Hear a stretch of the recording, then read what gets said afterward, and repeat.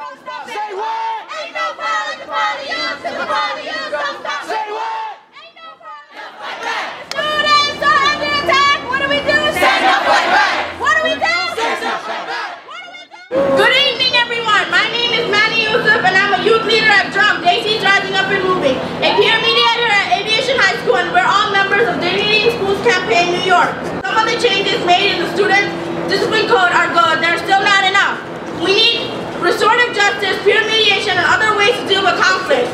Last year, there were a total of 73,441 students who were suspended. Black students made up 52% of the suspensions, but only make up 30% of the student population. As a special education teacher of math and science in Queens, I'm no stranger to the disproportionate effects of suspensions on students in New York City public schools. I wish I could say that our class was an exception to the staggering statistics that put students of color with special needs at the highest risk of suspension in New York City. But we're not. 6 of my 14 students have been suspended for a variety of infractions, all of which took place outside of the classroom. There are many things that need repairing. One of those things is the ability to go to school without the threat of being suspended for minor incidents. Each one of my siblings has been suspended for something as minor as being in the hallway or for wearing a sweatshirt in the classroom. Schools need to implement and require the use of positive interventions and alternatives to suspension. I am here today on behalf of my family and my community to tell the Department of Education that enough is enough. These changes must happen and we can no longer wait. Thank you.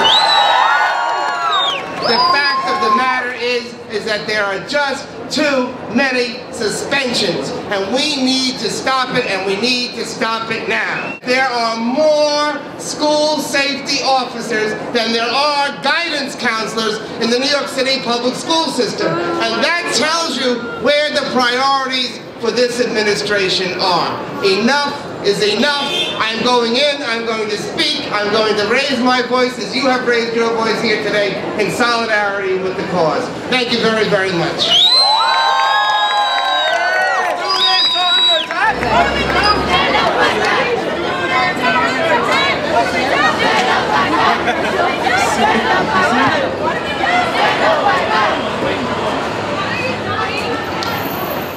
I'm here today to express how unfair the structure of the discipline code is. In one scenario, a student was suspended for 5 days for not wearing her uniform. That was 5 days of instructions that student missed that she cannot recover. Each day that the requirement for the discipline code is prolonged, 260 students will be suspended. The DOE needs to do right by their students in educating them instead of setting us up for incarceration. Thank you. 73,000 students were suspended in 2010 and 2011. That number should be of students graduating and not being suspended. I have a child that attends public school in the Bronx, the borough where 33% of all school arrests and 54% of the summonses issued to students take place. Positive discipline practices will have positive outcomes on students, teachers, guidance counselors, social workers, principals, and the entire student community.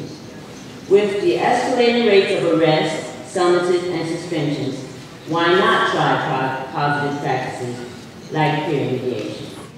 In my current position as Restorative Justice Coordinator, I have become more confident that schools can be safer and healthier communities if more of our staff were not just encouraged to try restorative approaches, but also trained and supported in making them successful. If restorative interventions were mandated and support and training were provided, I believe all schools can do this to become safer and healthier communities where students are held accountable for their actions and given real opportunities to repair and rebuild the damages that may have been caused within the school community.